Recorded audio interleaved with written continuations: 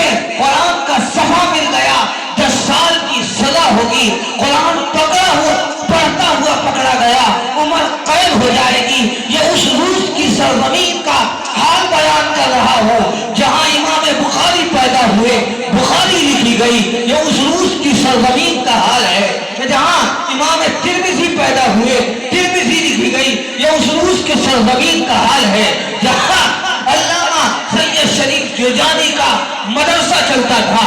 یہ اس سرزمین کا حال ہے جہاں ہدایہ لکھی گئی۔ یہ اس سرزمین کا حال ہے جہاں امت کے بڑے بڑے علماء پیدا ہوئے، لیکن آج وہاں اذان نہیں دی جا سکتی، آج وہاں سورہ فاتحہ نہیں پڑھی جا سکتی، آج وہاں قرآن نہیں پڑھا جا سکتا، وہاں مسجد کے محراب صدا لگا رہے ہیں۔ کہاں گئے وہ محمد کے مت والے جو اللہ اکبر کی صدائیں بلند کیا کرتے تھے؟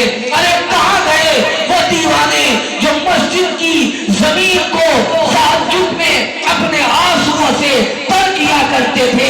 ارے کہاں گئے وہ اللہ کا نام لینے والے جو سورہ فاتحہ سے مسجد کے ممبروں محراب کو بلند کیا کرتے تھے؟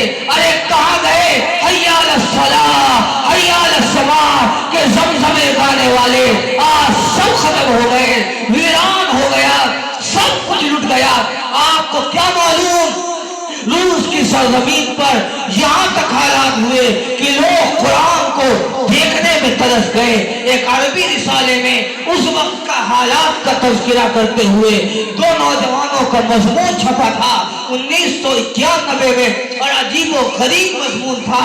مضمون یہ تھا کہ 2 نوجوان، ہندوستان کے نوجوان روس کی سرزمین پر کمیونزم کے انقلاب کے بعد یا انقلاب کے وقت وہاں گئے اور جا کر دورہ کرنا چاہا کہ دیکھیں کہ روس کی سرزمین پر کیا حال ہیں۔ انہوں نے دیکھا ایک بوڑھی عورت دروازے پہ کھڑی ہے۔ اس نے ان نوجوانوں کو داڑھی اور ٹوپی میں دیکھا، اشارے سے بلایا۔ دونوں نوجوان اس عورت کے پاس پہنچے۔ عورت بوڑھی تھی۔ اس نے کہا میرے بیٹے میں چاہتی ہوں کہ تم مجھے اپنی ماں کہہ لو، میں تڑپ رہی ہوں اور بلک رہی ہوں اس بات پر کہ تم مجھے اپنی ماں کہہ لو۔ ان بیٹی نوجوانوں نے کہا ماں ہم آپ کو اپنی ماں کہتے ہیں۔ اس عورت نے کہا جب تم نے اس بات کا اعتراف کر لیا کہ میں تمہاری ماں ہوں تو اسلام کا حکم یہ ہے کہ ماں کی بات ماننی چاہیے۔ ہم تمہیں یہ حکم دیتے ہیں کہ تم جب ہندوستان کی سرزمین سے دوبارہ آنا تو قرآن لے کر آنا تاکہ ہم قرآن کو دیکھ سکے کہ قرآن کا سائز کیا ہے، قرآن کی جسامت کتنی ہے، وہ کتنا موٹا ہے، وہ کیسا ہے۔ آج ہم اس عمر کو پہنچ گئے، موت کے قریب ہو گئے، میرے پیر قبر میں لٹک رہے، نہ معلوم کب تک اللہ کی طرف سے بلاوا آ جائے۔ ہم اسے پڑھ نہیں سکتے، سمجھ نہیں سکتے۔ ہم روس کی سرزمین پر رہ کر قرآن کو دیکھ سکتے تھے۔ اے اللہ تم میرے بیٹو یہ کام کرنا، مجھ سے وعدہ کرو کہ ہم اللہ کی کتاب قرآن کو لا کر آپ کو دکھائیں گے۔ وہ دونوں نوجوان ہندوستان واپس آئے، قرآن لیا، اس بوڑھی ماں کے پاس پہنچے، اس ماں کو قرآن دیا، اس کی آنکھوں سے آنسو جاری ہو گئے۔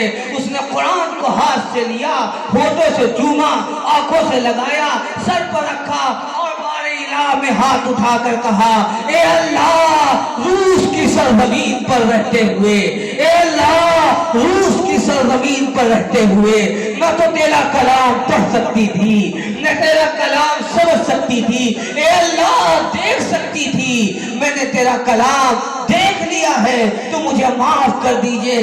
یہ حال روس کی سرزمین پر ہوا، کب ہوا؟ جب وہاں کے نوجوانوں نے، وہاں کے مسلمانوں نے، وہاں کے کلمہ گو لوگوں نے یہ کہا کہ قرآن ترقی نہیں دیتا ہے، ترقی کمیونزم میں ہے، ترقی انگریزیت میں ہے، ترقی مغربیت میں ہے، ترقی اس دین سے دوری میں ہے۔ تو خدا نے بھی دکھایا کہ کی محمد سے وفا تو نے تو ہم تیرے ہیں، کی محمد سے وفا تو نے تو ہم تیرے ہیں۔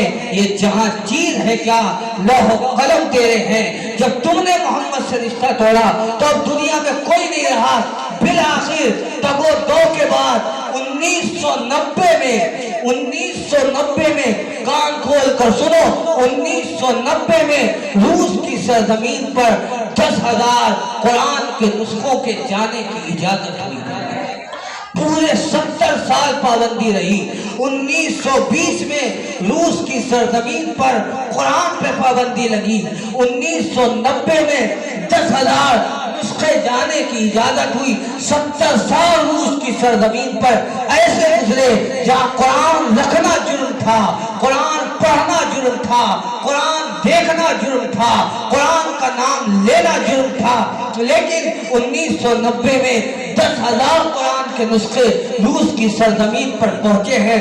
ابھی 10,000 بچوں کے ہاتھ میں پہنچے ہوں گے اور ابھی انہوں نے بسم اللہ پڑھی ہوگی اور اپنی تتلی زبان سے ابھی یہ کہا ہوگا بسم اللہ الرحمن الرحیم الحمدللہ رب العالمین الرحمن الرحیم۔ اللہ کی صفت رحمیت کو جوش آیا اور اللہ نے کہا کہ تم نے قرآن کو چھوڑا تھا، تم ذلیل ہوئے تھے، آج جب تم نے پھر قرآن کو تھاما ہے اور میرے رحیم اور رحمان ہونے کا اقرار کیا ہے تو آؤ ہم صفت رحمت کا مظاہرہ کرتے ہیں۔ دنیا نے دیکھا 1991 میں روس ٹوٹ کر بکھر گیا ہے اور روس کی چھیڑیاں